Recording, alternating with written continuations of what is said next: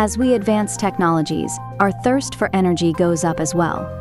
It won't ever be lower than it is today, and coal, oil, or nuclear energy don't seem to be able to satisfy our future needs. So, in search of the energy we may soon lack, we need to have a closer look at our sun and our deserts. How much energy does humanity use? What unimaginable energy supply would we have if we transformed just 1% of the Sahara Desert into one big solar farm? And why haven't we done it already? Get ready to discover this and more. About 173,000 terawatts of solar energy hits our planet non-stop. This number is roughly 10,000 times bigger than the amount of energy all human beings consume, and we hardly use our star's energy the way we should. In 2019, only about 2% of the world's electricity came from solar. Today, we're using more than 17 terawatts of energy a year from all sources available to us, which is about enough to power 1.7 trillion light bulbs simultaneously. Unfortunately, we'll eventually run out of gas, coal, and oil. But solar energy isn't even going to disappear, or at least not for another few billion years. That's why it's called renewable energy. The Sahara Desert has a size of approximately 9.2 million square kilometers. This is about 8% of our entire planet's land. And since this area rarely gets cloudy and is bathed in sunlight for the biggest part of the day, the Sahara is our best choice to harness solar power. Just 1.2% of the Sahara Desert filled with solar panels would be enough to cover all our energy needs. So why don't we switch to solar power and harness our sun's energy to the fullest? The short answer is it's not that simple. Solar panels absorb a large amount of energy that hits them, but just about 15% of that sunlight is transformed into electricity. Where does the rest of the incoming energy go? It escapes into the environment in the form of heat. And that's just one issue with solar panels. Building a huge solar farm in the world's largest hot desert would also lead to changes in the area's climate. And we're not only talking regional, but also global effects on the atmosphere. One study showed that if about 20% of the desert is filled with solar panels, the effects would be felt across the globe. Why? Since solar panels and sand absorb light and emit heat differently, it creates a drastic temperature difference between the land and the surrounding oceans. As a result, huge amounts of moist air rise and condense into raindrops. Eventually, more plants will grow in the Sahara Desert. And with that amount of moisture in the air, the weather's going to change as well, making this area a lot more cloudy. If this happens, the desert will become a habitable place. So it seems there are only benefits to this approach. But that's not the case. In reality, our global climate functions as one big system, and if you ever slightly change one part of it, it could lead to a catastrophe: the global temperature shift. According to one recent study, this could cause drought in the Amazon and sea loss in the Arctic. But that's only the way conventional photovoltaic solar panels work.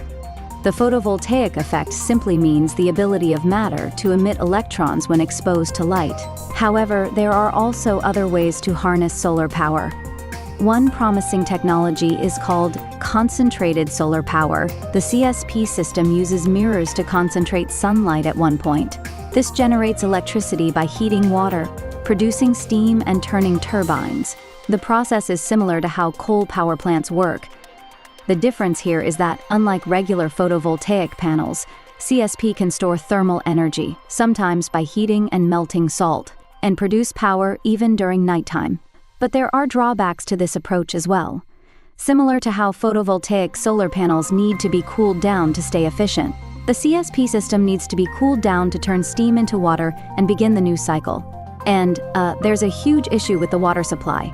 Aside from cooling, more water is needed to clear mirrors that constantly get covered with dust due to frequent sandstorms. Particular CSP systems require as much as 3,500 liters of water per single megawatt hour. Transportation of energy over long distances is yet another issue. We'd have to build lots of electric grids, which don't currently function perfectly, losing roughly 10% of power until reaching the destination point. Sure, we could build high-voltage power lines and limit the energy loss to about 3% for every 1,000 kilometers. But this would also mean more expenses. It would cost about $5 trillion to cover roughly 1% of the Sahara Desert with solar panels. And while it's a lot cheaper than the US national debt, it's still quite a significant price tag. So if both these methods aren't ideal, why don't scientists approach this issue from a different angle? Scientists constantly work on new concepts, and they've actually found a way to harvest energy from invisible light. Researchers discovered that they could use oxygen to convert low-energy light into high-energy light. It means that a lot more energy could be extracted from the same amount of sunlight. With the help of nanotechnology, they could basically create photovoltaic solar panels on steroids. The thing is, the energy that comes from our star doesn't only consist of visible light. The electromagnetic spectrum is quite wide and it contains ultraviolet light capable of burning your skin, and infrared light that emits heat. Because the majority of solar panels are made of silicon, they're unable to respond to such wavelengths of light. However, a new design called quantum dot solar cell, or artificially made tiny nanocrystals can. Unlike photovoltaic solar cells that generate just one electron from one photon at most, quantum dots produce 3 electrons from a single photon. And if more sunlight is absorbed, less heat escapes into the environment.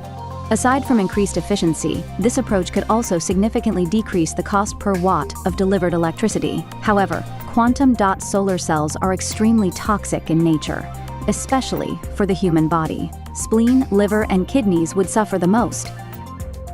But that's not all. The advancements that have been made. Researchers have broken new ground in collecting solar power with something called perovskite. In less than 10 years, the conversion efficiency of this next-generation material has risen from 3% to more than 25%. That's an incredibly huge leap, as similar materials need about 60 years to make such progress. The material is an extremely efficient light harvester. But what's fascinating is that when put on top of the silicon layer, it would absorb some light, converting it to electricity, but the rest will penetrate perovskite and reach silicon, producing even more electricity. While perovskites are still quite unstable, scientists may soon figure out how to solve this problem. Conventional silicon-made solar panels had a specific maximum efficiency limit of approximately 29%. By using layers of perovskite and silicon, this limit could be broken, reaching 39%. We may not have come up with the perfect technology to transform Earth's deserts into enormous solar farms, but we're surely on our way. And once we succeed, the whole world would have more energy than it could find. Applications for this would open up exciting possibilities for the human race. So make sure you stay tuned here to keep up on the greatest human achievements. Our channel is new, so make sure you like the video and subscribe to the channel. Thanks for watching.